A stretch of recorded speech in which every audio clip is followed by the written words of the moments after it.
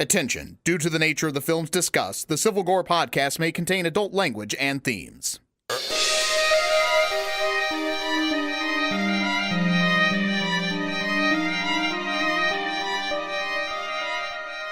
Hey there, everybody. Welcome to episode 64 of the Civil Gore podcast. I am your host, Tim. And I am your host, Brian. And are your bags packed, Tim? They are packed. I'm ready to go. Because you know this is the first day of our Summer Slaycation. That's right. We worked and slaved so hard all this year to get. That's right. And we have got an excellent one this year. Yes, good and a great start. Great start for the one. I mean, last year's will be tough to top, but we had the four big icons. But I dare to say that possibly, maybe even what you could consider the fifth out of the big icons could be in play right here. And you know, see what I did there? In play. Yeah, there you go. Yep, that's right.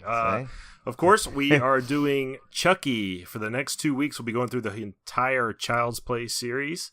So that should be a lot of fun. That is definitely one of my favorite horror franchises by far. Yeah, it's and I haven't seen it in a while, and just watching the first three, I remembered, like, I really got to see the fun of it. And like I said, I don't remember after three what I saw. I may have only seen one of the next one, so I'm really excited for the next part two of this because as we're just doing 1, 2, and 3 tonight, and in our Civil Gore Slaycation tradition, we will do the second part next week. Right, and since we're doing multiple movies during these Summer Slaycation episodes, obviously we won't be able to go, into too great a depth on each one, but we'll try to give a good overview of the story, what we liked about each one, what makes them special, especially with the Child's Play franchise. We'll talk about why we think it's so consistently good. So it should be a lot of fun. All right, well, let's get right into it. Here's our first chop. Okay, so Brian, I had a chance to catch a movie I had been meaning to watch in the theater when it came out, and that was Strangers Prey at Night. This is the follow-up to the Strangers movie of several years back, and which I was a big fan of. I really liked that one. I liked the first one. Liv Tyler. And I'll have to say, this one was okay. It definitely fell way short of the original, and there's a few reasons for that. It involves one of the typical story openers for a lot of horror movies that it just rubs me the wrong way because it's been so overused, where you have a family with the teenage girl that doesn't get along with her parents, and they're getting ready to go somewhere, and she doesn't want to go. And I mean, you've seen it 1,000 times. Yeah. And in this case, the girl in question, they're going to send her off to boarding school, so they're going up to this lake retreat in preparation for sending her off to school, and she's with her teenage brother as well, and they basically get attacked by the strangers at this kind of deserted lakeside resort. And I thought that while it has its moments of scariness, with the sheer fact of, they have these cold-blooded murderers that are just coming in and doing this for no reason. I mean, that's always kind of the scariest to me, is because that's the kind of stuff that happens in real life. And it's exactly why they switched the Halloween. Remember, they were saying they wanted Michael Myers to be scarier when there's no real reason behind it. Right, exactly. So I thought this one was okay, but there was something lost when they expanded this out to like an entire resort. I almost call it a resort. It's more like a mobile home park type thing. But when you brought the outdoors element into it, it takes away the claustrophobic feel of the first movie, where Liv Tyler was basically trapped inside of her house and being stalked by these people. Yeah, and the window sequences where they were at the window, it's like that. Yeah, this was just too open. I thought it took away from the scariness of it, because I never felt that these characters were truly trapped, even though this is an isolated location, even though they're out in the middle of nowhere and there's nobody around to really help them. I still never felt that same kind of tension that I did in the first movie. So, and then I also thought that with the whole background story of the girl and her brother and the parents and all this stuff, it just went on far too long. It did a lot of character development for a character I didn't really need that kind of character development. I'm usually, I usually like it when horror movies try to develop their characters a little bit, but in this case, I just thought it was kind of unnecessary. So wait, so they were at this resort and there was no other guests there? Well, just they were there? There were some that had already been killed. Okay. But yeah. Okay, that makes sense. Yeah. Spoiler alert, right? Yeah. But anyway. No, I assume. Yeah. Oh, I mean, I bought it, so I'll probably check it out. But I want Julie to see it. I don't think she saw the first one, so we'll probably do a double feature one Yeah, night. I don't want to say it's bad. It was enjoyable. I was entertained. It wasn't a bad movie by any means. It just and I don't know that I really expected it to live up to the first one, but to me it just fell short. So I'd give it maybe a C plus. Yeah, That's okay. It's okay. I mean, you know what? You can't. Everything can't be a hit. No. I guess. And it was a lot better than the next movie on my list, which is for my alphabet project. This was now last week I forgot to mention that H was for Hereditary. So I did time it where Hereditary was my H movie. So this week I did I. I is for I Drink Your Blood from 1970. This is a kind of a grindhouse early 70s movie that I basically picked because it was said in the Shudder description that it was the first movie rated X for graphic violence. Really? So that intrigued me quite a bit, as you can imagine. So I had to put this one on. This one has kind of an interesting premise, though. These hippies, because everything in the late 60s and early 70s was fear of hippies. These hippies move into this town and start kind of terrorizing these townspeople. I mean, this is like a little nowhere ghost town almost place, hardly any population. And they come in and just kind of raise a ruckus. And it's kind of funny because in these movies, they always act like the hippies are worse than they actually are. Like, to me, it was on the level of like mild nuisance, but these townspeople are like, oh my God, like this is the worst thing ever. And there's a kid this is the interesting premise of the movie, though. There's a kid in the town, like a little kid, like he's like, I don't know, maybe 11 or 12. And he is the one that basically fights back against these guys to get revenge. So he does some things like he poisons their meat pies that they are selling the hippies. And was it Sweeney Todd? What's going on? I don't know. He turns some of the hippies rabid, and it's really bizarre. But it's kind of like it's kind of interesting to see a kid in the role of the protagonist. But yeah, okay.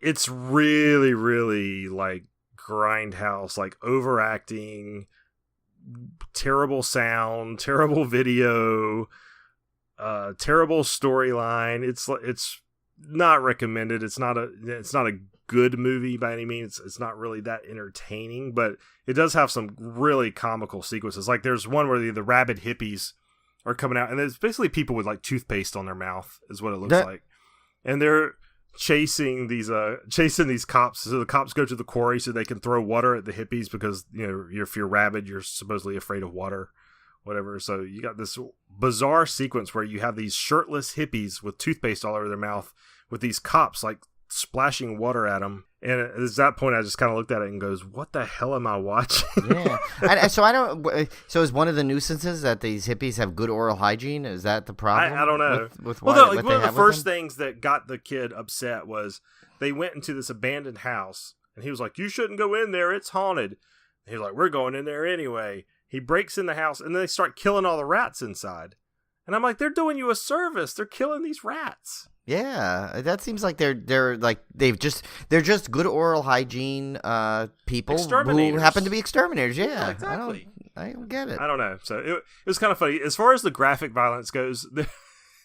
it was if that's what took an X rating back in 1970. Oh my God, I'd love to have a time machine to bring one of those sensors up to go back Dead Alive. Watch a Saw movie or something because I've seen worse on an episode of Walking Dead. So. Yeah, it was pretty. Or those any kind of medical show on TV nowadays. Jeez. Yeah. Now it does have a lot of nudity, so I could see maybe you could get an X rating there, but it's there's a lot of boobs, like blood, hippie, and body hippie count. Nudity. Yeah. So yeah, it really was, but I would pass on that one. It's got kind of a cool cover though. It's kind of like a zombie hippie on the cover, but oh my God! Somehow I know this was not your intention, but somehow you got me to want to kind of see it a on Shudder. It's free, and it's only like 86 minutes, so go knock yourself out. Yeah, there you go. But next up, we got some cool Stephen King news. I'll let you take this one, Brian. Yeah, so it was. I guess the rumors were flooding last week, but I guess it's been confirmed now that Ewan McGregor will star as adult Danny Torrance for the Dr. Sleep, which I think is gonna be great casting because Ewan McGregor can do no wrong, basically. Interestingly enough, I've seen a split. Really? So people don't want him? Judgment. Yeah. I was reading some forums about this casting, and you kind of had half the people go, "Oh, that's great. We got a big name star. That's perfect." And then other people that just don't like Ewan McGregor, or how do they you don't not see like him Ewan as McGregor? Danny. I don't know. I mean, Star Wars fans, we obviously love him. But I liked him before Star Wars. I was actually excited when he got cast for Star Wars. So and everything I've seen him do has been, he's knocked it out of the park what he intended to. So you know what? I don't know. I don't get it. Yeah, I mean, he's a great actor, and he can pull off an American accent. Yeah, he did a Southern accent, whatever that twang he had in Big Fish. He had that exactly. Yeah, so I'm not worried about this at all. Yeah. I think it's great casting. Now, if you guys don't know, Dr. Sleep is the sequel, the official sequel to The Shining. However, I'm kind of concerned about how they're going to market this, because if they try to market it as a sequel to The Shining, I think a lot of people will be disappointed who did not read the book, because it's very, very, very different than The Shining. It's not a haunted hotel book, or Danny returns to the Overlook, or anything like that. This is very much just a continuation of the characters, and not the setting or the plot, if that makes any sense. That's maybe you had kind of told me a little bit about it. So I mean, let's hope they just market it kind of as like a stand. I mean, it can never be a true standalone because of the character link, but maybe it could at least be its own thing, and let them just market it as what it is. Like the movie of the novel Dr. Sleep. No, you don't have to bring it back and remind everybody it's The Shining, because the people that need to know that will know it already. Right, yeah. I mean, I'm sure they'll put in enough references that you'll realize that they're related. I don't want them to try to hide it, but people's expectations should be set that this is not, The Shining 2 in terms of how we traditionally think of sequels. As if it was more of the same, just bigger, like we usually expect of sequels. It's not like that. Right. I mean, I hope there's like some like subtle Easter egg nods. You know what would be the best one? If somehow that those like semi-pornographic paintings in Scatman Crothers' apartment somehow make an appearance in there. That would be the best. Like they were handed down. Yeah, like somehow he somehow got he wrote it in his will that he got all his Danny got all his possessions, and he's now at a yard sale and he's trying to get rid of this stuff, and those paintings come up.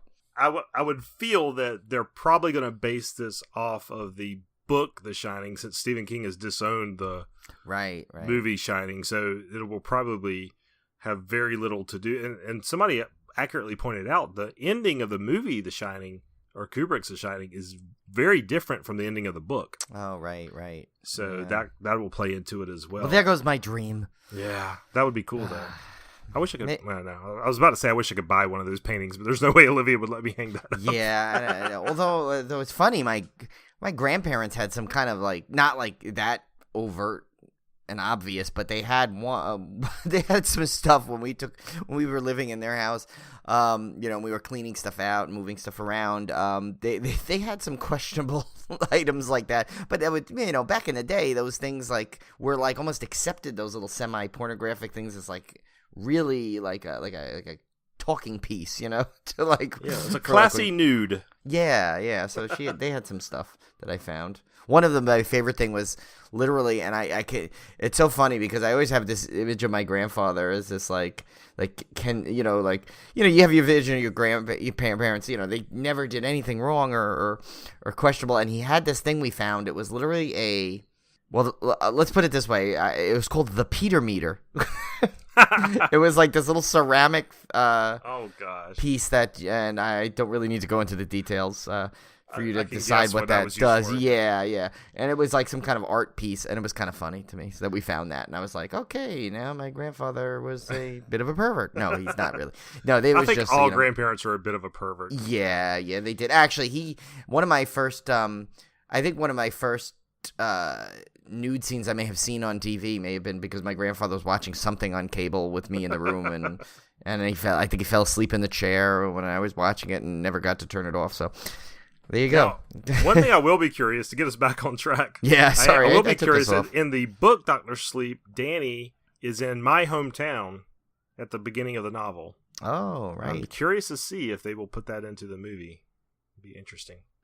Yeah, maybe he'll be like, oh, it's my good friend Tim. Yeah. There you go. All right, so next up, we have some cool news about American Horror Story 8. And this is going to be the often speculated, I believe. I think the fans had pretty much figured this out. I don't think it was a big secret. That American Horror Story 8 will be a Murder House and Coven crossover. Oh. So Murder House was season 1 and Coven was, I think, season 3. I know nothing about this, so I was hoping you would shed the light on it. The only thing I know is that people were rumoring that this may also be again, this exact season will be featured as one of the houses at Horror Nights, but I'm not sure. Yeah, because I think they've done it a couple of years ago. So yeah, Coven was season 3. Yeah, there was some parallels between those two that people had figured out. So that's kind of cool that they're going to do a crossover, because I loved both of those seasons. I've watched every season of American Horror Story. It's fantastic. One of my favorite television horror series ever. Yeah, so, I gotta start binge watching those. You really do. I mean, some seasons are better than others, to say, but all of them are worth watching because they all have some really extreme for TV horror in them. Nice. So, and then last up on our rundown, we have Stranger Things comics from Dark Horse. Tell us about this one, Brian. Yeah, so I saw this today. I guess it may have been announced previously, but I never saw this piece. That it was basically it comes out. It's being kicked off with a 4-issue mini series on September 26th, and it's the focus of it is going to explore the adventures of Will Byers after he was transported to the Upside Down, which we did not get to see in this series. That's so cool. I like that this series has gotten to that level of where there's going to be a lot of like what we like to call an expanded universe, where they fill in the pieces without having to do flashbacks in the TV show, which will be great, because anytime you have to start going back too much, you basically stall the narrative going forward. Right. But like a duh, you go backwards. But you know what I mean. You don't want to spend too much time. Like same thing like when you've already seen the origin story, and yet they feel the need to go to flashbacks, even for the people that may not have caught up.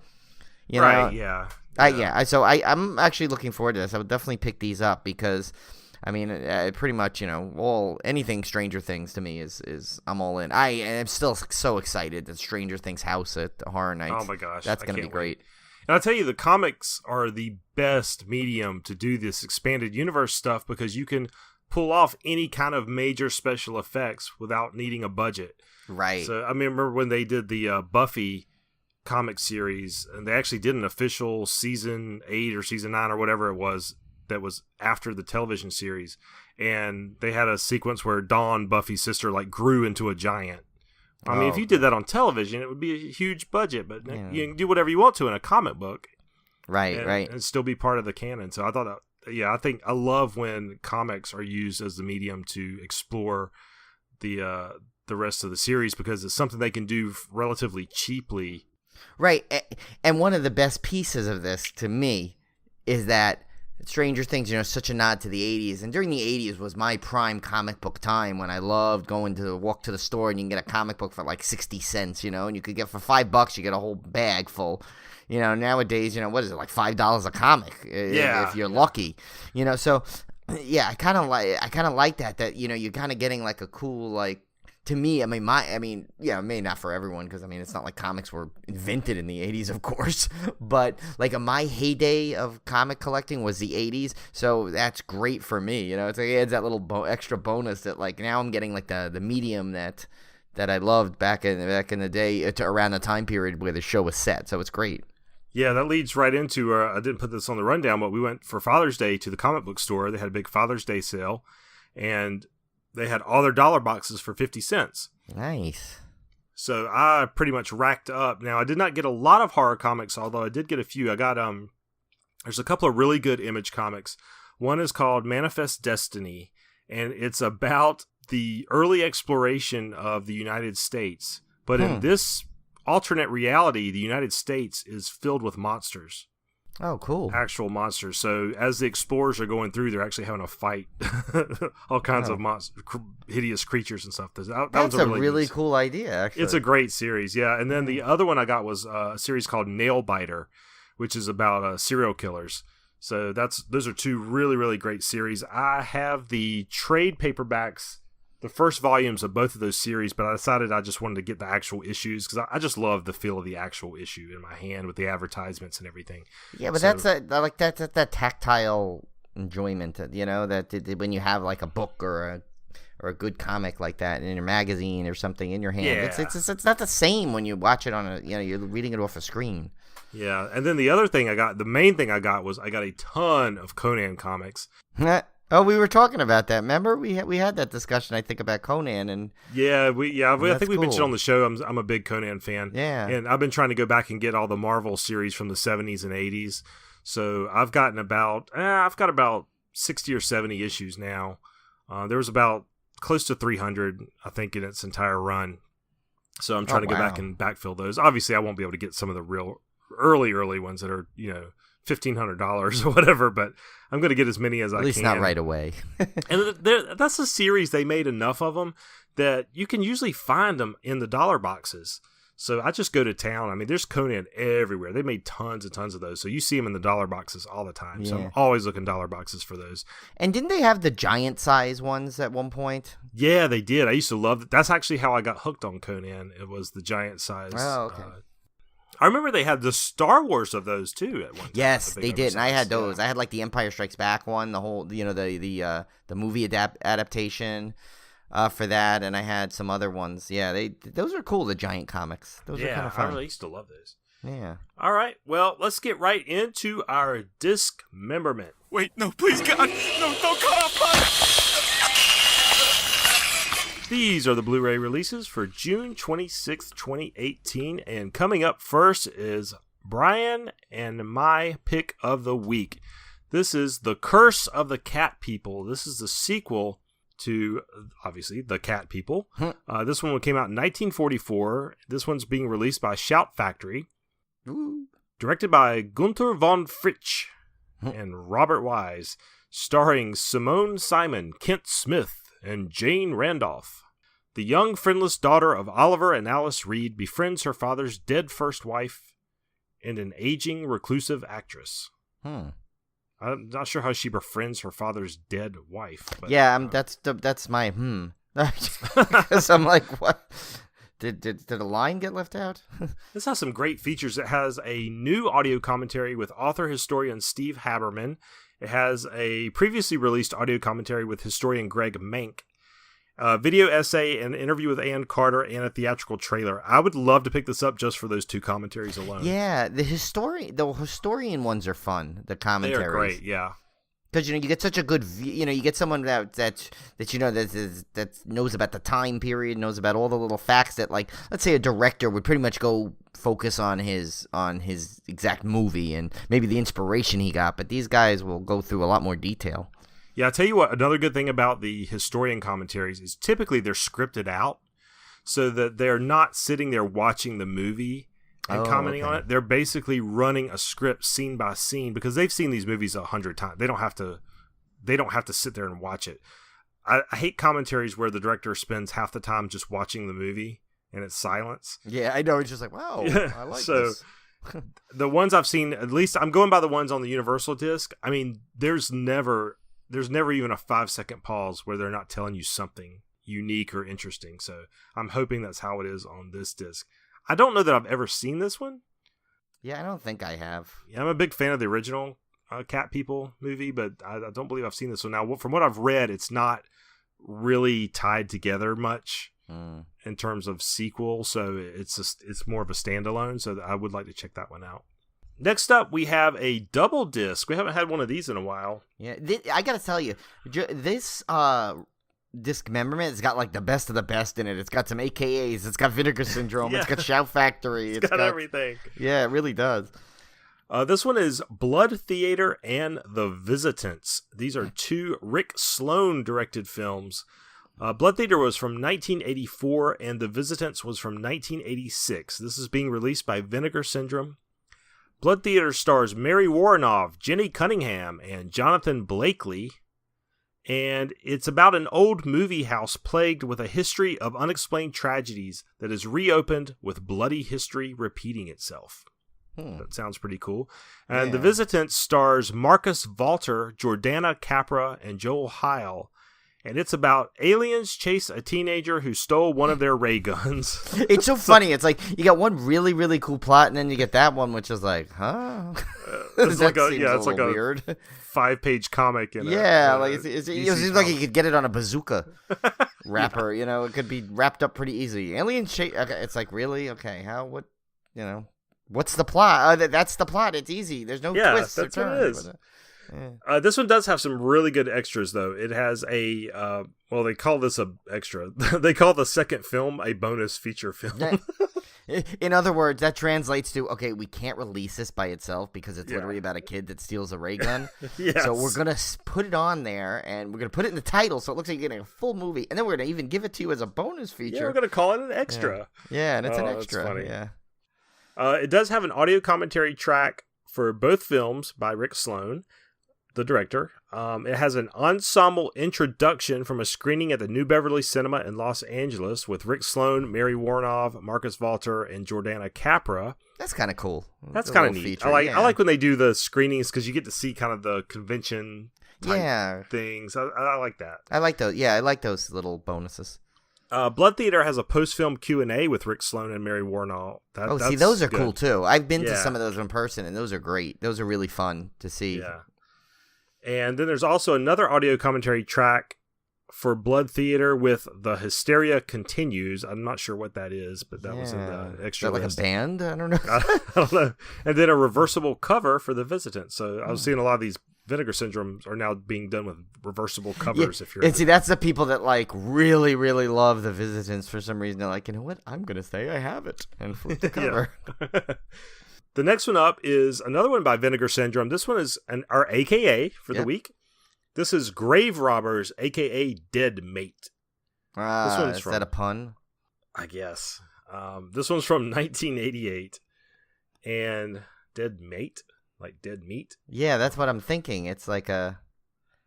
maybe. Yeah. You know, or I could just picture it, but it sounds too happy. Like I could picture a British guy going, "Yeah, he's dead, mate."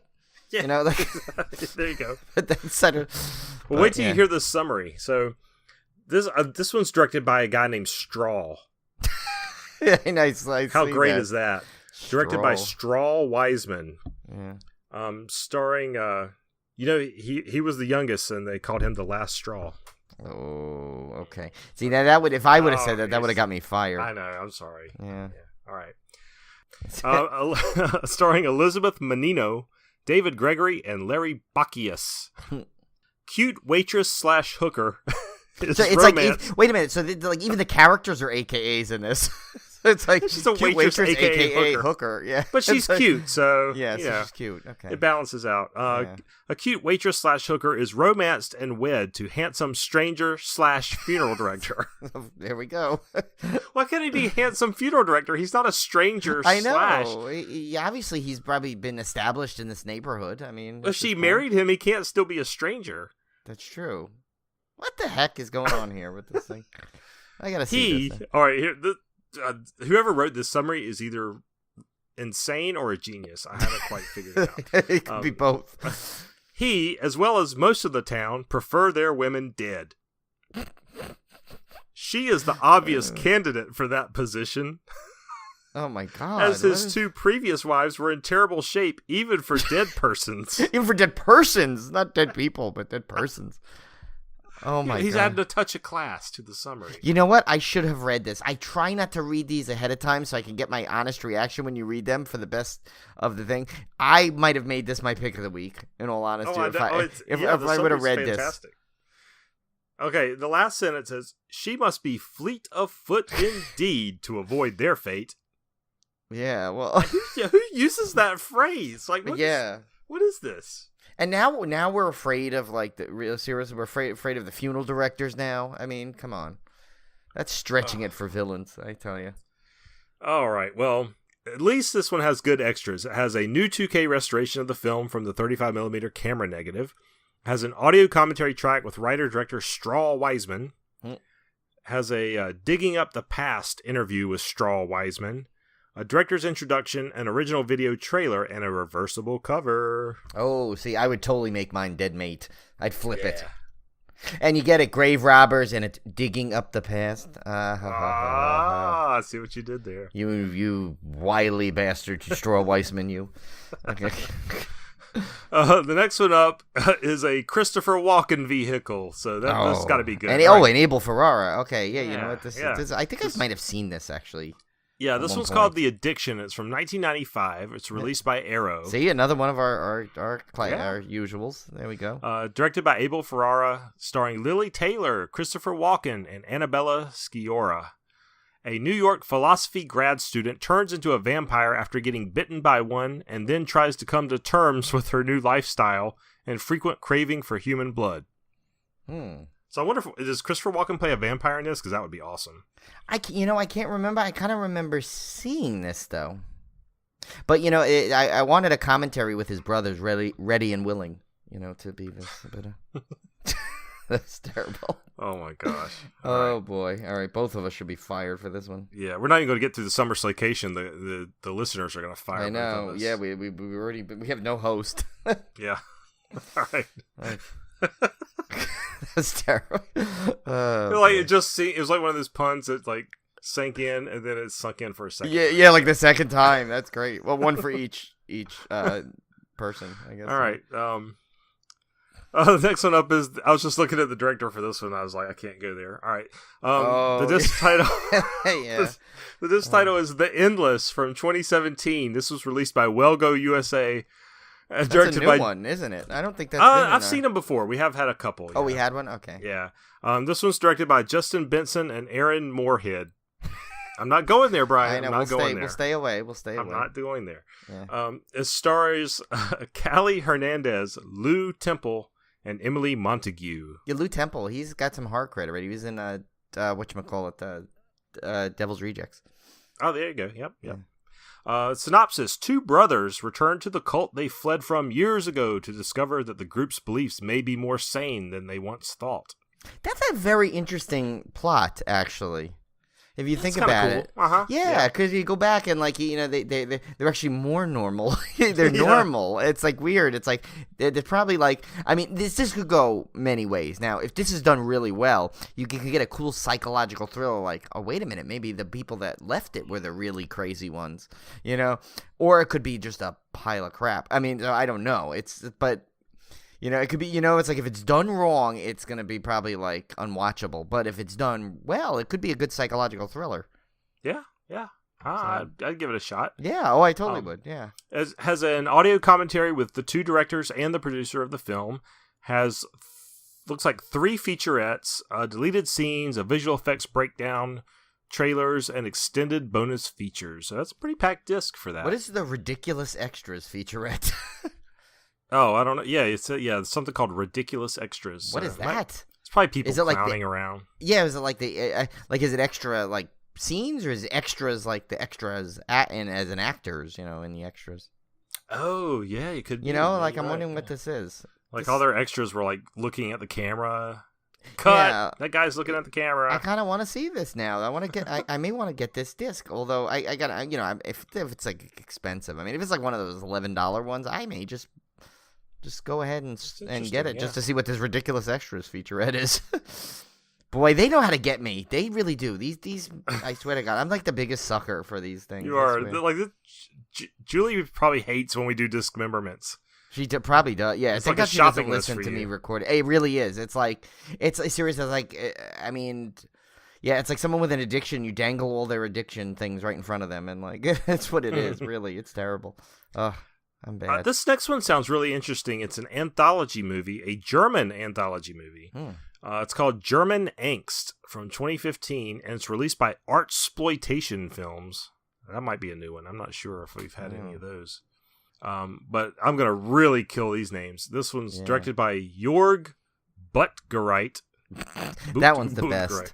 That's the best name of the night. That should be name of the night. If your name has butt in it, it's automatically the best. Yeah, it's funny. I'm sorry, we're children. But yes, we how do you not laugh at that? Mikhail Kosakowski and Andreas Marshall, starring Lola Gave. What'd she give? I don't know. Axel Holst, which is my favorite name. Yeah, that's a good one. That's pretty good. And Michael Zenner. 3 German tales of love, sex, and death in Berlin from Germany's most shocking directors. See that they just right there. It's like you're like, okay, what we gotta with these names alone, yeah, and plus that line there, yeah, I gotta check this out. To me, it always sounds more sinister when it's like if they said a new film with America's most shocking directors, I'd be like, whatever. Yeah, I know. When you say like, Germany's most shocking directors, you're like, ooh, yeah, I'm like, intrigued. Wait a minute. And then if it says like Czechoslovakia's most shocking directors, you're going, holy crap, that's going to be insane. Yeah. Like the more like it's like the farther away it is, right? You're like, the less holy we crap. know about the country, the better. It's like let's just go like imagine it's like the Botswana's most shocking I'll be like, directors. oh my god, this is gonna be a snuff film. I'll be like, that's it. I gotta buy it right away. Where's the pre-order link? Tim funny. and I are twisted. But I gotta tell you, Artsploitation should be it should be like a horror show hosted by Art the Clown. Tell me that would not be great. Yeah, that'd be perfect. Right? So, Yeah. Speaking of that, I finally got around to. I was so lazy on this. I finally ordered because I was waiting for it to come on Amazon, but I never saw it. So I finally ordered my copy of the Terrifier off of from Epic Pictures, like the actual site. So it's on its way. That's good. You're supporting them directly too. So. Yeah. It was like a double, double kind of reason there. Yeah, because it's like I want that film in my collection. It was from the second I saw it, I knew it was going to be in there. It was just I was being lazy, and I'm just like, you know what? Let me just bite the bullet, because I was talking to my brother-in-law about it, and then my sister-in-law. And I was getting so into it. I'm like, you know what? I still have not ordered this. That's it. I'm ordering it. I literally ordered it at the dinner table on my Nice. phone. So yeah. Well, unfortunately, no theatrical releases this week to speak of on the horror front. The closest, I guess, is Jurassic World, but that's not really horror. But Yeah. I'm not super excited about that one either for some reason. The whole concept of trying to actually, save that was the technically dinosaurs. last week's release. Yeah, Or it comes out on the day of the podcast, so I don't know how you want to put that. Yeah, I don't like the whole idea of saving the dinosaurs seems so stupid to me. It's like they cause nothing but trouble. Just kill them. Yeah, Should have never brought them back in the first place. I did the first trailer they showed of it. I had no interest really, which was shocking to me that I could, because I love all the Jurassic Park films. So I was like, wow, I'm not looking forward to this. But it was the second one that made it like. I think they kind of said, all right, you know what? No, I'll probably like this. So we'll probably go. I think Julie and I are gonna go see it this weekend, just because I gotta see it. It's Jurassic Park. Yeah, you gotta go see it. And Olivia has to see Chris Pratt so she can drool. Right, through yeah. The movie, so Yeah. anyway, Well, all the women drool over Chris Pratt. Of course, yeah. So He has nothing that we don't have, Brian, but looks, money, and talent. So. yeah, that's it. Only remember those that. three things. Yeah. All right, so this week we're doing Chucky, one of my Yes. favorite horror mascots. I think he's one of everybody's favorite horror mascots. Yeah, he's great. I would say he's easily, I would almost argue he might be the fourth. Besides, I think he could replace Leatherface for the fourth. Right. For the What did I say? And mainstream. and I said that earlier. I said he might have been the fourth. Yeah, technically when I meant to say the fifth, but you're right. He could be, especially because I think Leatherface acted so different in all the movies. He was never consistent. Right. So yeah. it should kind of lose him some points in terms of ranking. I think Chucky should be the fourth.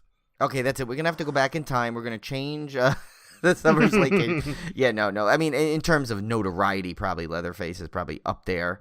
In terms of horror history, as maybe there, but I'd say you're right. I think maybe in terms of like our generation's favorites, I think you might have to put Chucky as 4 along with Freddy, Jason, and Michael. And he's probably also more, I say purely 80s. He's really only had the one movie in the 80s. Yeah, But he seems more purely 80s to me. the style of the first 3 movies for sure were very 80s. Yeah. Had a lot of 80s tidbits to it. Yeah, because they were 2 and 3 were early 90s, so you were still Right. coming off of that 80s feel. So Yeah, you saw that it didn't get into that 90s horror yet. yeah, people, it's hard when you look back. You feel like the decades have these sharp dividing lines, but they don't. It's just it's this real gradual transition, and you really don't hit the peak defining moment of the decade until well into the decade. In like the mid 85, 86. That's where you hit the real 80s. So Yeah, and it was kind of funny because slashers it was almost like the part of the horror that kind of like was the most drastic change. And yet this, even though these were in the 90s, they still had the 80s slasher kind of formula to it, I think. Yeah. It wasn't until like the Screams and the I Know What You Did Last Summer. That's when it started to switch to that. Mm-hmm. Yep, exactly. That different style. But yeah, but this may be, I know, I mean, I could be wrong. I'd have to really look through, but this may be one of the last of the 80s style slashers that we got. Yeah. That wasn't like intentionally going back to get that feeling, Right, yeah. Well, let's talk about the first movie. Of course, this was Child's Play from 1988, directed by Tom Holland, written by Don Mancini, and I had not realized until today, after going through, doing the rundown, that Don Mancini had literally written every single Child's Play movie. I thought for sure maybe one, I knew he had written like the first 3. Yeah. But I had no clue that he had written all of them. That's pretty good. I mean, can you imagine if John Carpenter had written every Halloween? Oh my God! How different that series would be? Yeah, we definitely wouldn't be where we are now, where we're so craving this next one. I mean, we'd want them all, but like, I kind of wonder what the series would have been like if it didn't go so off the rails like 3 or 4 times. It's like if it would have just. I think that's stopped. amazing, and I've always thought that the Child's Play series was one of the most consistently good throughout. Like, I don't think there's any Chucky film that I don't enjoy. There's some films in the Halloween franchise that I'm like, I could take it or leave it. Yeah. Even though I enjoy them on some level, I still consider them kind of duds. Friday the 13th, the same way. Nightmare on Elm Street, the same way. The Child's Play series, I can't point to anyone and call it a true dud because they're all pretty good. Yeah. Some are obviously better than others, but they're all pretty good. And I think that's due to one man, and that's Don Mancini, being so consistent and knowing this character inside and out like he does and bringing that same consistency to every storyline. Yeah, because you don't have that. Well, I interpret him this way, so I'm gonna put my little stamp on it, and then you get this weird version that nobody likes, and then the next guy will come back and say, well, I'm gonna get a little closer to what people like, but with a little bit. So then by the end of the whole thing, you don't even know where the character is anymore. Right, and what's cool though is that Chucky doesn't stay static. So even though you got the same guy writing him, he does evolve over the course of the series. Obviously, the series gets more humorous as it goes on. Yeah. So you're not getting some kind of dated feeling character. Like, he kept up with the times. He kept up with he made Chucky evolve and get better and better with each iteration, which I think is pretty impressive because it would have been very easy for the same person to write just the same character for every single film. And the best part is he didn't even have to bring him to space. That's right. Well, don't say that. Now, have you heard the rumor, which a very strong rumor, that the next Chucky film will be Chucky on Elm Street? I heard that, but that can't be correct, can it?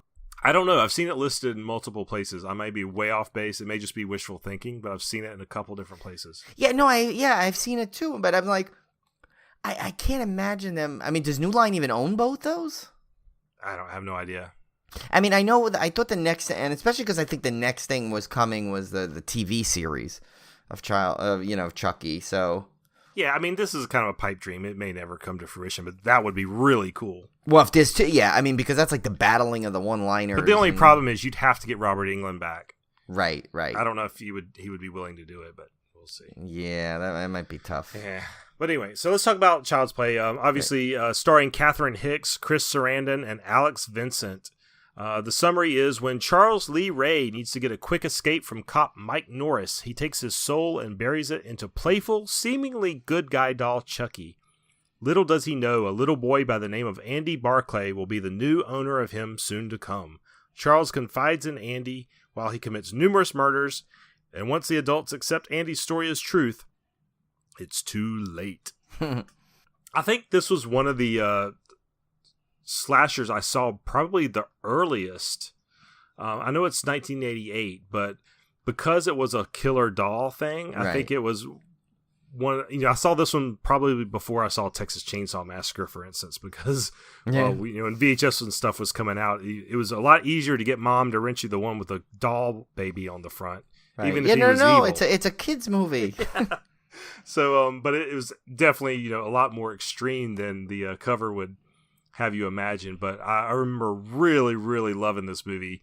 I mean, even my kids love anything about haunted dolls or killer dolls. They watch the Goosebumps episodes and like they'll watch those over and over. That has the can't remember his name. Somebody's gonna slap me for this. There's a Goosebumps dummy ventriloquist. Oh yeah, I saw that. I always see that on the books. Yeah, I think it's Slappy. So someone really will slap you, I guess. Yeah, but so they love those things. I remember I loved those things as a kid. So this like instantly appealed to me.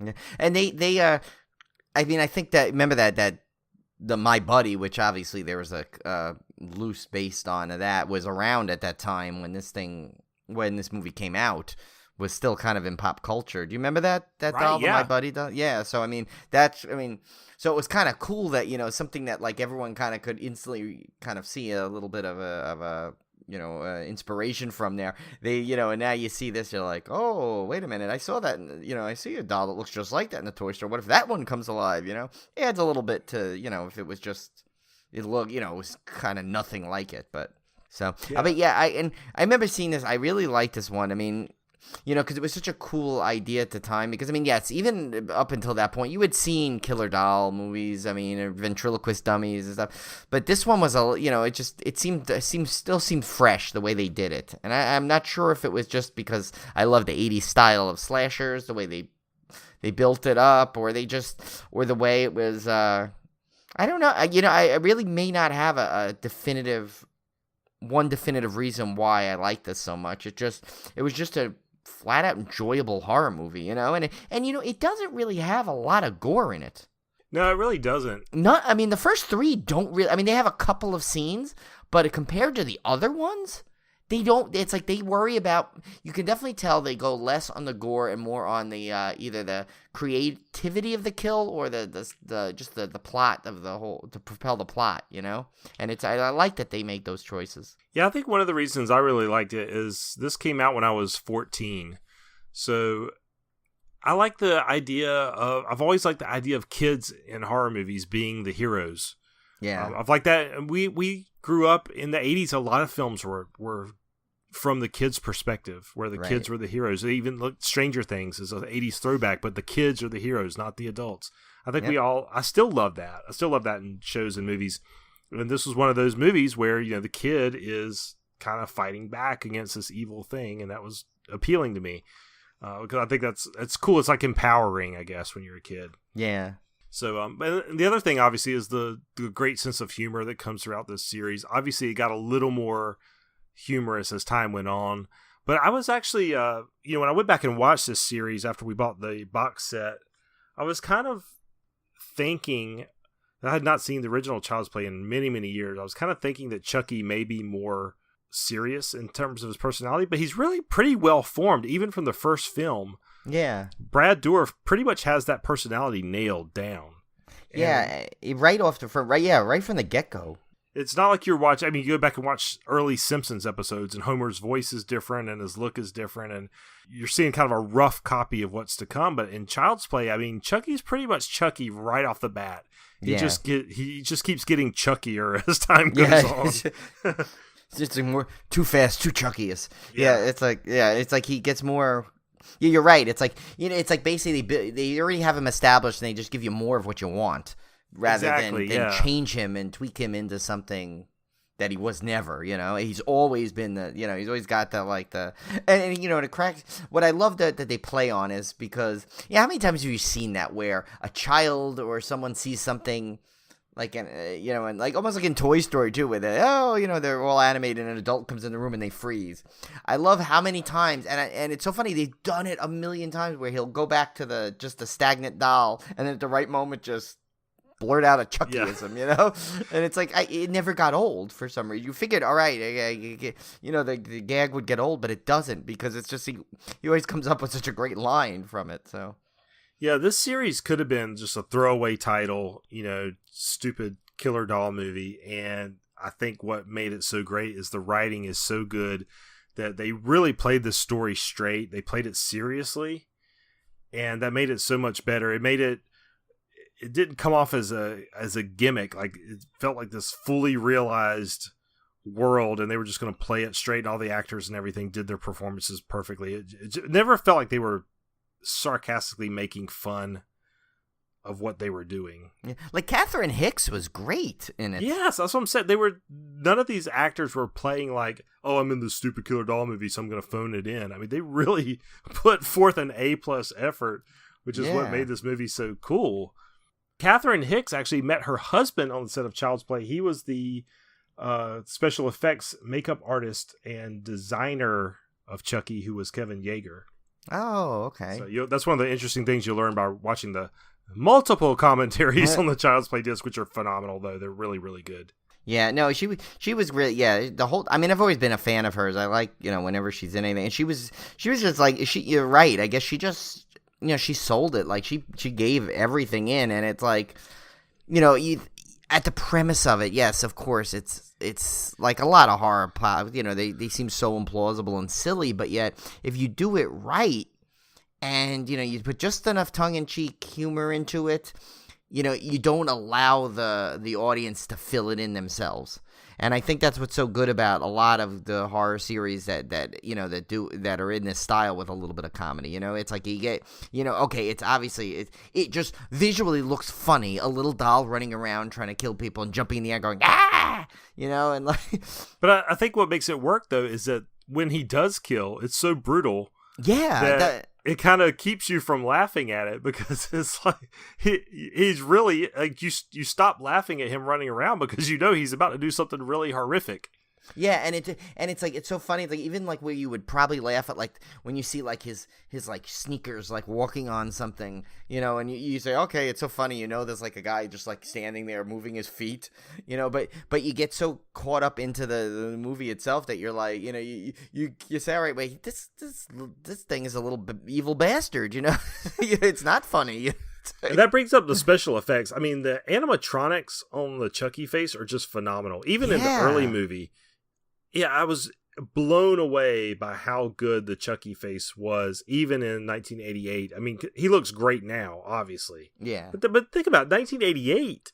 They didn't have the computers and stuff they have now to pull that crap off. Yeah, it never looks stop motion, really, or no, anything. even though it's purely practical effect, but it's amazing. The robotics, like the expressions and stuff they got out of his face. And when you watch the behind the scenes stuff, some of the amount of takes they had to do to get him to be able to do certain things because of the robotics and the controls and how complex it was. It was really impressive, the lengths they went to make sure it looked really good, because they could have shortcutted it and made it look cheesy, but they didn't. They really went all out. The ending scene where Chucky's in the fire, there's a big thing on the featurette that shows how they made that and how many takes they had to do of that to make it look authentic. So yeah, hats off to them. The special effects were just phenomenal. Even the stuff where they did oversized props and used a full-size person, or like a little person to kind of work with oversized props to make it look like Chucky. Even that was really well done. Yeah, I do have one question though. It's like, obviously she was, Catherine Hick's character was not in the like living it up large with money, disposed, because she was obviously struggling financially. Yet she had an apartment with a fireplace. Oh, yeah, I know. I'm just like typical movie TV things. Yeah, no way. But it's okay. It worked for the plot. But I'm like, I want a fireplace. But yeah. So Child's Play is obviously, it's the best of the series because it was the original. It's the start of Chucky. You get to see the always origin. Gonna be it's always gonna be the best overall, I think. Unless they come out with something that just blows us away. But even then, I think this one always will have the advantage. Yep. So next up was Child's Play 2, 2 years later. This was in 1990. This one was directed by John Lafia. Yeah, I guess so. Yeah, and again, written by Don Mancini, starring Alex Vincent returns, Jenny Agutter, and Garrett Graham. Yeah, she was the one in Werewolf in London, right? Jenny Agutter? Oh, that's how I pronounced it. I believe that's it. If not, I'll redo that line. But I think she was in American Werewolf. She was. Yeah. But the summary of this one is it's really a direct sequel. Andy Barclay has been placed in a foster home after the tragic events of the first film, since his mother was committed. In an attempt to save their reputation, the manufacturers of Chucky reconstruct the killer doll to prove to the public that nothing was wrong with it in the first place. In doing so, they also bring the soul of serial killer Charles Lee Ray back to life. As Chucky tries to locate Andy, the body count rises. Will Andy be able to escape, or will Chucky succeed in possessing his body? And every time I say Andy, I keep wanting to say Andy. Like Chucky does, like Andy. Yeah. But yeah, this one kind of brought up the whole premise of Chucky being able to return as long as some portion of the doll is reconstructed. Yeah, see, to me that was a little bit. I mean, granted, don't get me wrong. You knew there was going to be a sequel. The first one was so popular. I mean, it's kind of like a weird way to bring him back. But you know what? Like, how else are you going to bring him back? I mean, I think it's like you don't care as much because you just want him back. So, right, you don't have to have this elaborate resurrection scene like the Friday the 13th had to do because, you're talking about a person, whatever Jason you want to say is at that point versus a doll.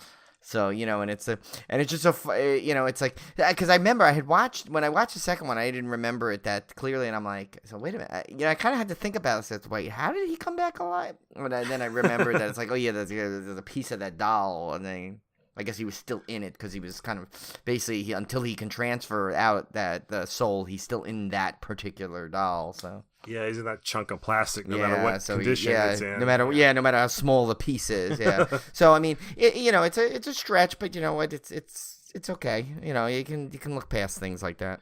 And I did like that the sequel was a direct follow up to the events of the first movie. They could have just easily just put the doll in a different family, right, and just redid the first movie. But instead, you have Andy's back, which is kind of cool because he's the hero. And he's a lot less klutzy. Do you know how many times he fell and tripped in the first movie? Well, he's older. He's 2 years older now. Yeah, he did fall at one point towards the end. He bumped into something. I'm like, all right, that's kind of a cool. They kind of kept his like klutziness. And being the biggest klutz, and Tim can attest, he's seen many a times trip and fall. I can relate to it. So I'm kind of glad he got a little less klutzy going into I've seen Brian literally fall into the next bathroom stall. Yes. Which is impossible to do. Yeah, but I did it. He did it. So I'm a living witness. Yeah.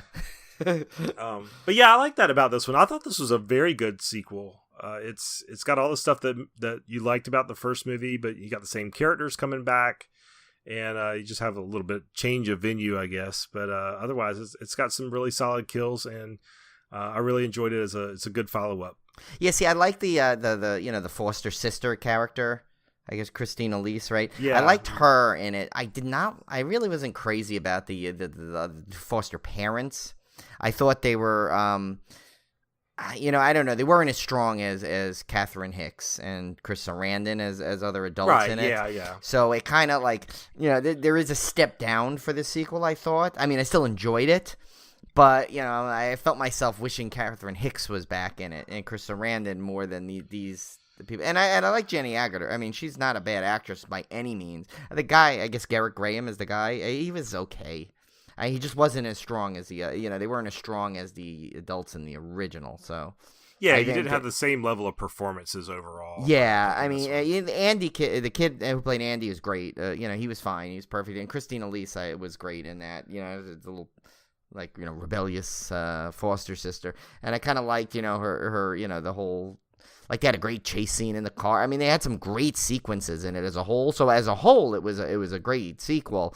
It's just I definitely think that step down in it was not what sometimes a sequel will take a step down because they just try and throw you the exact same thing.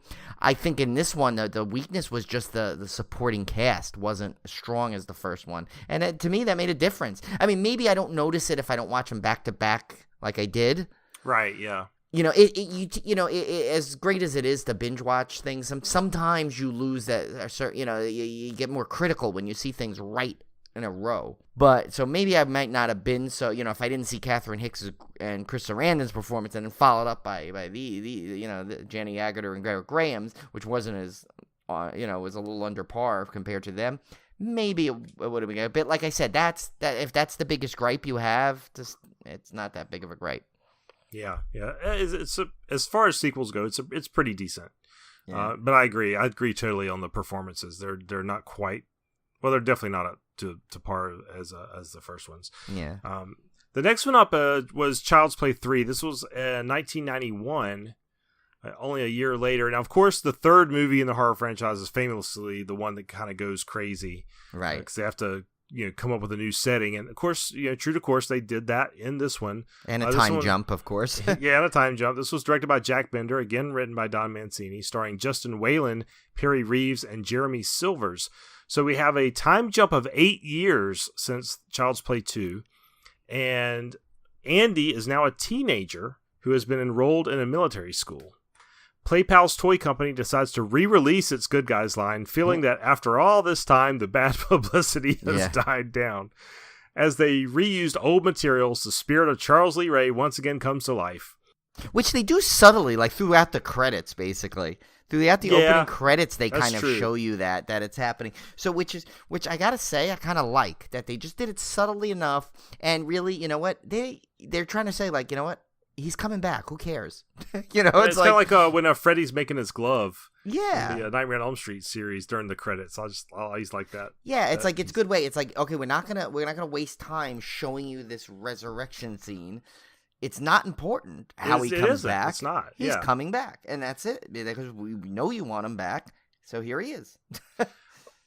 This one, in his search for Andy, Chucky falls into the hands of a younger boy, and he realizes that it may be easier to transfer his soul into this unsuspecting child. Andy is the only one who knows what Chucky is up to, and it's now up to him to put a stop to it. Yeah, this one was kind of interesting because now you got this younger kid in the mix again, sort of kind of rehashing the plot of the first movie. But now Andy's older and can actually do something more to stop Chucky, which is kind of cool. I never really understood why Chucky was so hell-bent on getting into Andy specifically. Right. I was just going to say that. I'm saying why did he just not, like, after the first unsuccessful, why did he feel like he had to go get him? Now, it'd be different if in the second one he was going after him for pure revenge. But no, he still wanted to get into him. Why? Granted, it's a minor plot point because you get so wrapped up in it you don't really care. But now, obviously, as we sit and analyze it, you wonder, why did he not think of this sooner? It's like, there may be, for you like hardcore Chucky fans out there, you may know the answer to that. Just but, we could be we may have just overlooked it, but I kind of wondered that with this one. The military school setting was kind of unique. I like that, and obviously, poor little Alex Vincent could not return for this one since he could not magically age 8 years. Yeah, he could not age 8 years in 1 year. So yeah, and I think maybe that was a smart choice because I think a third movie with Alex Vincent in it, we might have been rehashing things too much. Right, so, you needed to advance. You needed to advance some time.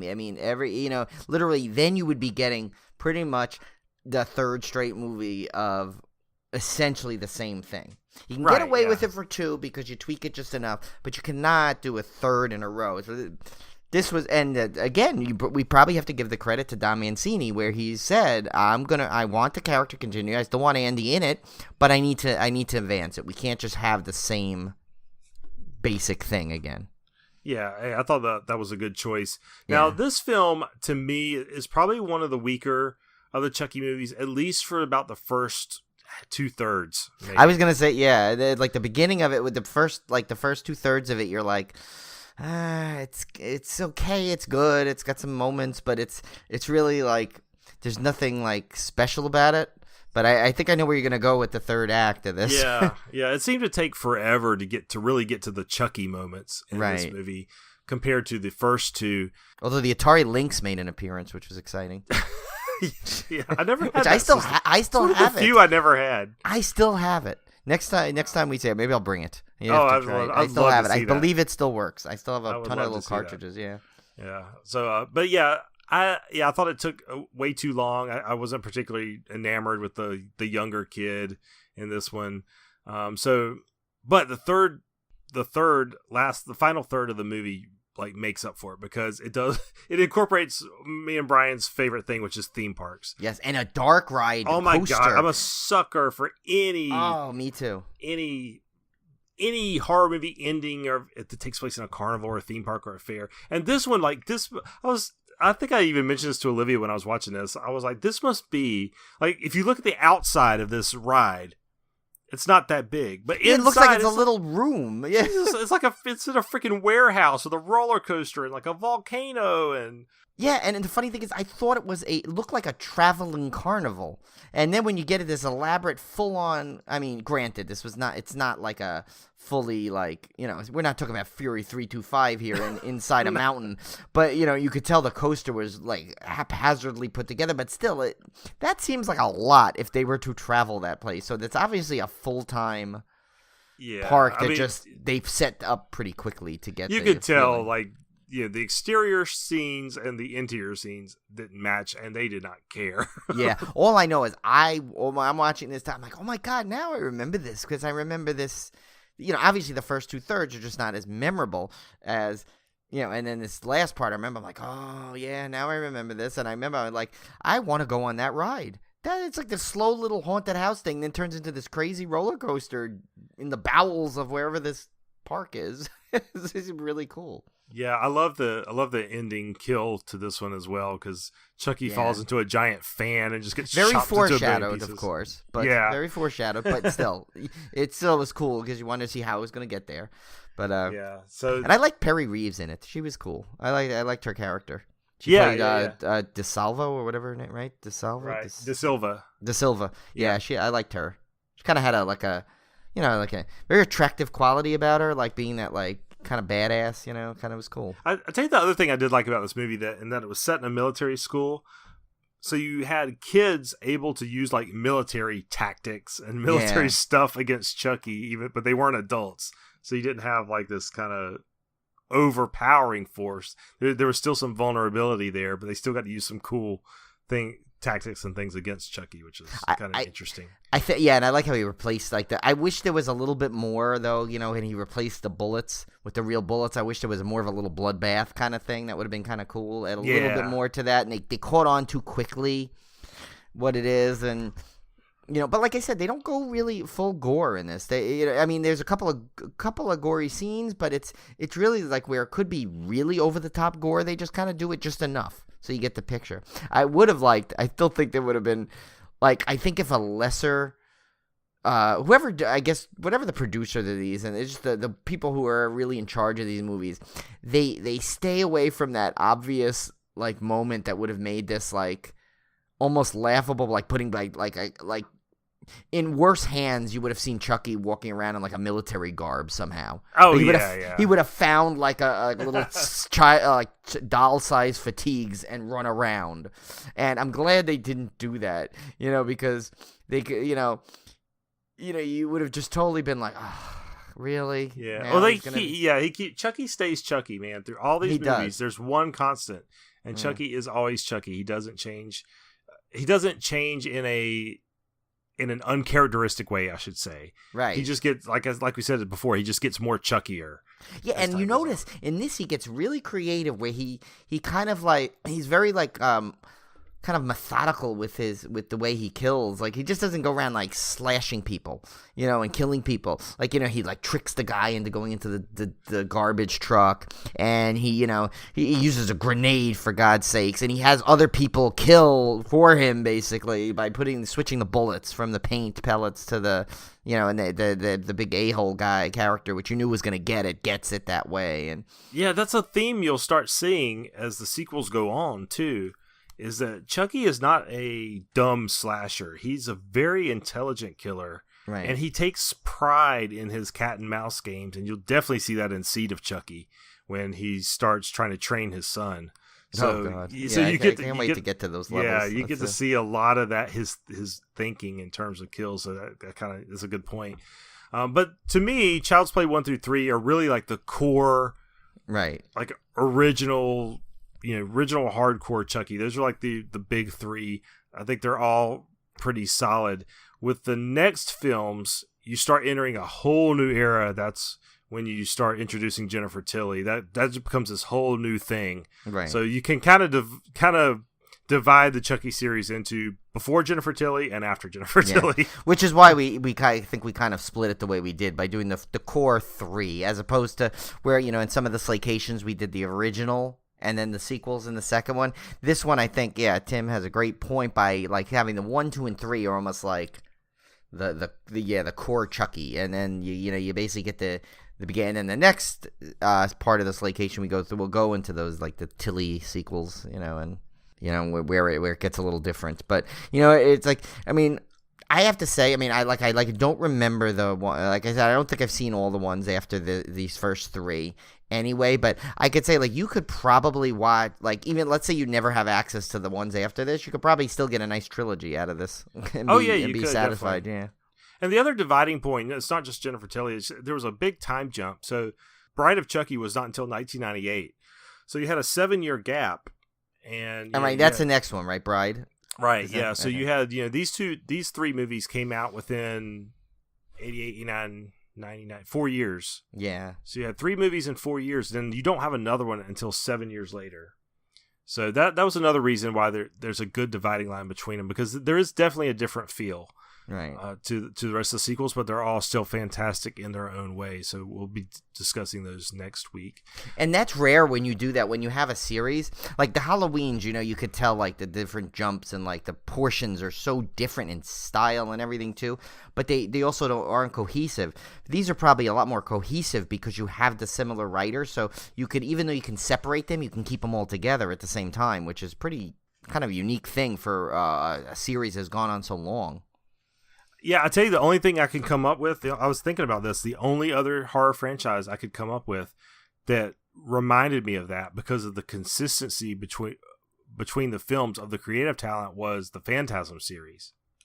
Oh, yeah, which I need to really watch all of those. I think I've only seen them one. And that will definitely be on our next Summer Slaycation for next year. Yeah, you can put that down as we already book your flights for Phantasm Resort, because that will be definitely next year's. Don Coscarelli is the creative genius behind the Phantasm series, and he's heavily involved in all of those. That's why that series is so consistently good. So that's kind of a good parallel there. But anyway, what was our beer pairing this week? I was drinking a Sierra Vesa easy drinking lager tonight. Nice. I actually did not drink a beer because I believe I am fighting some kind of cold or sinus infection or something. So it's amazing I've actually mustered the energy. I think it's the excitement of the podcast got me through.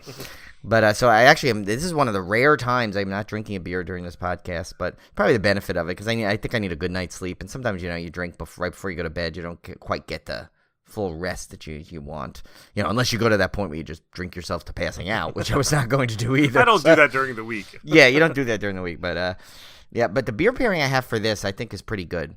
I love the brewery name. It's Booze Brothers Brewing. So right there you get a little 80s reference to the, play on words. And the beer is called Good Guy. So, I mean, that's a nice thing. I was looking for Chucky or, something like that. But, Good Guy works. So, anyway, and it's an American Pale Ale with Belma, which I've never quite heard of. I have to say, with all the different beer things I've gone, I've never heard of this. But Belma, hops, and then also Mosaic and Citra, which are my two favorites. Mm-hmm. So, I'm probably going to love this beer. And it's 5.2%, so it's definitely drinkable without being too overbearing. And so it's Booze Brothers. You know what? I forgot to put where it's from, so I'll have to get back to everybody on that one. But yeah, so so I think that's a nice pairing for that. Yeah, I like pale ales. I like sometimes you got to have a lighter, something light, refreshing. Yeah, American Pale Ales, nothing wrong with that. Nice, good drinkable beer, especially with Mosaic and Citra hops. Oh, I can get enough of those. Put that in a beer and I'm there. All right, so last week on our 6 Degrees of Decapitation, we asked you to connect Claude Earl Jones to James Earl Jones, and we can do this in 2. Claude Earl Jones was in She-Freak with Felix Silla, and Felix Silla was in Star Wars Episode 6, Return of the Jedi, with James Earl Jones as Darth Vader. Yeah, so...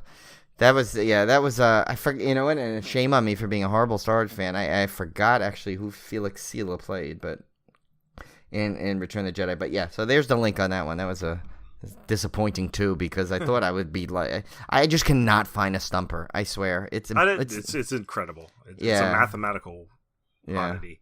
But this week we're going to ask you to connect Perry Reeves from the third Child's Play film to Keanu Reeves.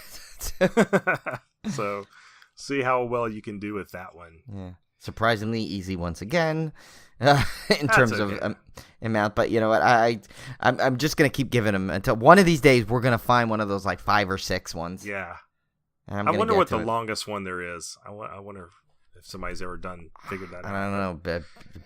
But anyway. B. Arthur to someone? I don't know. Well, next week, of course, will be Chucky Part 2. We'll go over Bride of Chucky, Seed of Chucky, Curse of Chucky, and Cult of Chucky.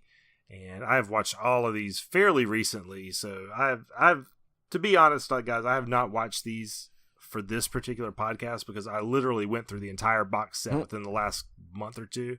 So no reason to watch them again, but I still remember all of these really well. These are a lot of fun when Jennifer Tilly's involved. Depending on if you're a love or hate of Jennifer Tilly, I don't know. Oh, you gotta love Jennifer Tilly. She's love. I think you gotta love her. So yeah, and she's a big. She embraces the horror community and stuff, and so she's really you gotta respect that too. So, yeah. And I haven't seen these in a while, so I'm excited. It was funny when I was watching the third one today. Julie came home and she's like, "When's the one where he has the kid?" It's a very, very strange entry, and if you don't remember seeing it, it's going to be really wild. Yeah, I don't remember. I remember it probably watching it on cable once, but I don't remember it really well at all. So this will be fun. Yeah. Oh yeah. So before we go, we should probably mention our good friends over at the Ride This One podcast have created a sequel of their own. That's right. We should probably share that with everybody. It's Ride This 2. So look for that. It's in if you're a RTO subscriber, it'll be in your RTO feed. It just released. By the time of this, it was this past Monday when this one releases. So check that out. If you like RTO and you want more of it, you can get more. Our good friends Jordan, Valentine, and Ryan have gone off and done their own sequel to Ride This One. So. And sorry to disappoint you, Cody, but we're not doing a sequel to Civil Gore. Because I can barely keep up with this one. Yeah.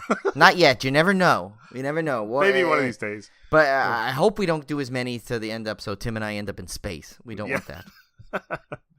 Oh, Leprechaun's going to be on the agenda at some point, Brian. Oh yeah. Well, I have that whole series. I have that box set I got for. We will be going to space with Hellraiser, by the way. Yeah, we will. Going everywhere with that, and also. That series is testing my patience already, and I haven't even started it because with Tim and I we're pretty much going through today, trying to track them all down to try and watch them. It's easier to open the freaking puzzle cube than it is to track down the Hellraiser movies on DVD. Yeah, and it's like the fact that they didn't even number them. You have to really look to see the year to see which order they came out in. It's just it's a mess. Yeah. All right, guys, so we're going to wrap it up here. We'll see you back here next week for Chucky Part 2. Yes, and Tim and I want to play. Oh, that was a terrible Chucky. That was horrible. What the heck was that? Why did you let me do that imitation?